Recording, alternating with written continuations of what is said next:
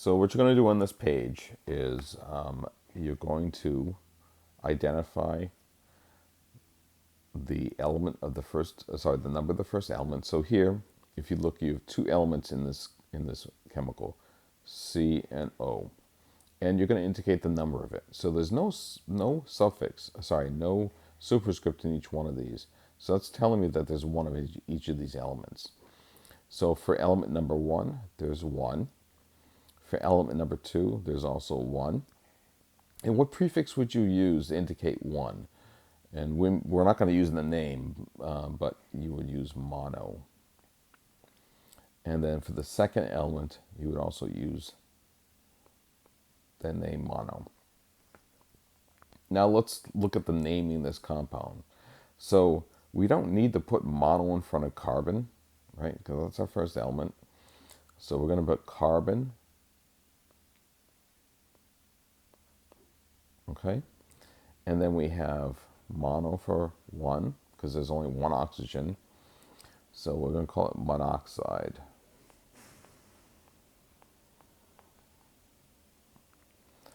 Okay, so why do we use that? Remember we said that if the element, so oxygen starts with an O, we're going to drop the O from mono, and so we have monoxide.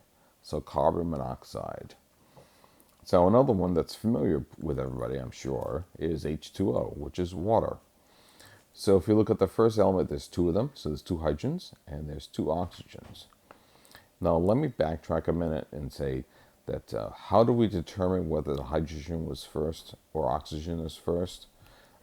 You're doing that because you're going to place the one first that has the lowest electronegativity. Oxygen has a much higher electronegativity than hydrogen does. So there's 2 hydrogens and there's 1 oxygen. Okay. What prefix would I use? So we saw di would be used to indicate 2 for hydrogen, and mono would be used to indicate oxygen. Now let's write the name. So the first element we said was hydrogen, but remember there's 2 of them, so we're going to put the prefix di. So dihydrogen, and the first element is there's only 1 of them, but because oxygen starts with a vowel, I'm going to drop the O in monoxide, mono, and I'm going to put monoxide. Okay, so you try the rest, and we'll do is so try these, pause the video, and then the next slide you'll see I'll show you all the answers to the questions. Okay, see we have this are the answers to the questions. So let's take a look at some of these. So what I did is I put down the prefix, the number of the first element.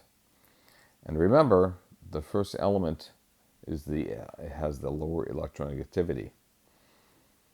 And the second element is a higher electronegativity. And that actually is one way I could actually write a formula and name it incorrectly is by switching it.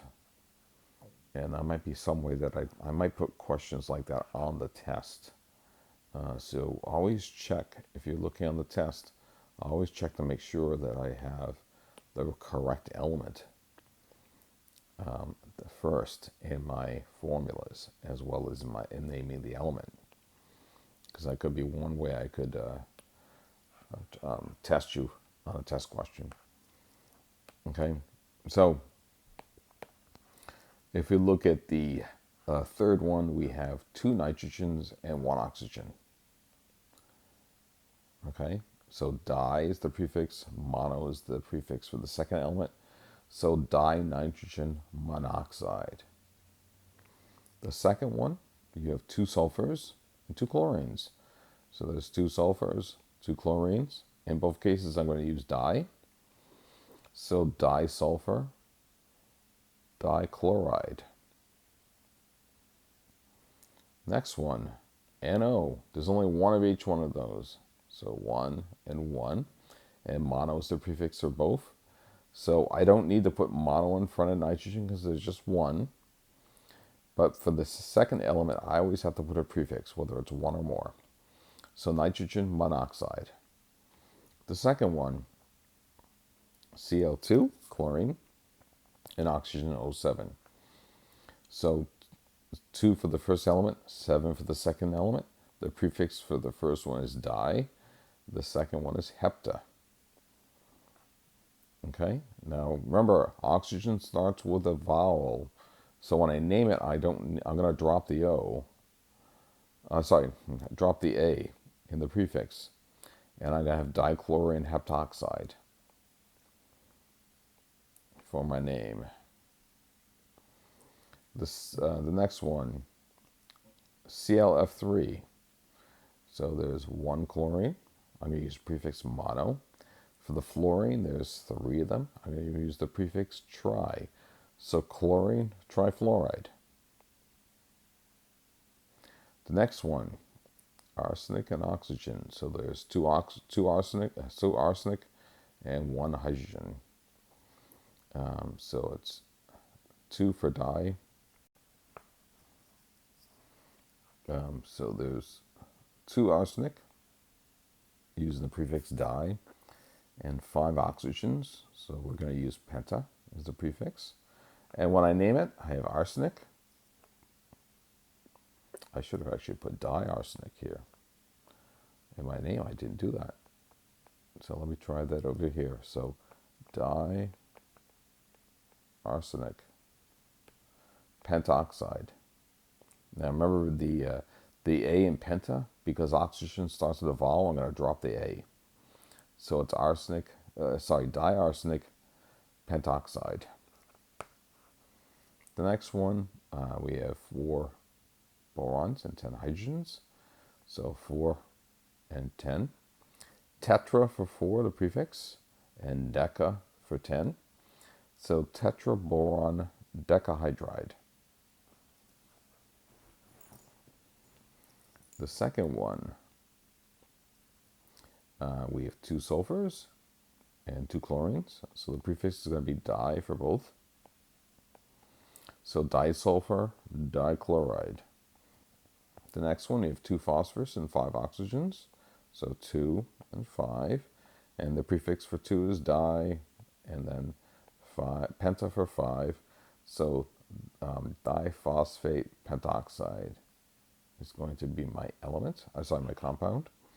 The next one, bromine. I have 1 bromine and 3 chlorine. So 1 and 3. Mono for 1 and tri for 3. So bromine trichloride. The next one, iodine and fluorine.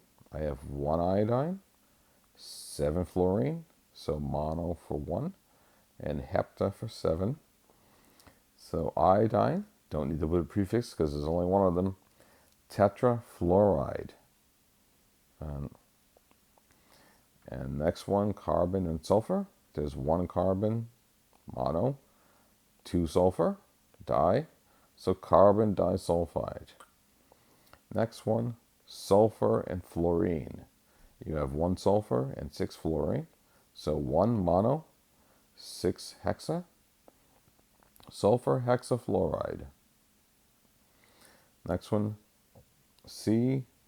So 1 carbon and 4 chlorines. So 1 mono, 4 tetra. Carbon tetrachloride. Next one, phosphorus. I have 2 of them. Sulfur I have 5. So 2 for di and 5 for penta. So diphosphate pentasulfide. And then the next one, N2, nitrogen. There's 2 nitrogens and 3 sulfur. So 2 and 3, di for 2 and tri for 3. And we have dinitrogen trisulfide. The next one, sulfur. There's 1 sulfur and there's 4 fluorine. 1 mono, 4 tetra. So sulfur tetrafluoride. And the next one, uranium. There's 1. Fluorine, there's 6. So 1 for mono, 6 for hexa. So uranium hexafluoride. And the next one, phosphorus and chlorine. So there's 1 phosphorus, mono, 3 chlorine, tri.